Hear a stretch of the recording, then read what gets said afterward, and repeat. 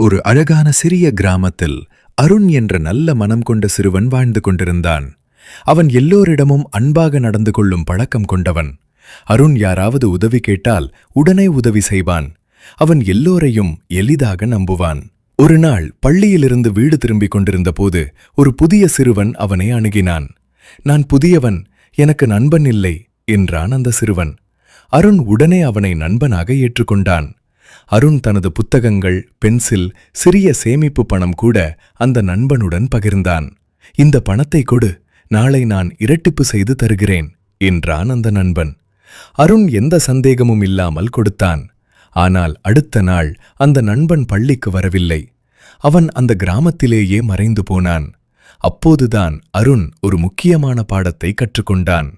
நல்ல மனம் இருக்க வேண்டும், ஆனால் யாரையும் கண்மூடி நம்பக்கூடாது. நம்பிக்கை நல்லது, ஆனால் அறிவுடன் நம்புவது இன்னும் நல்லது.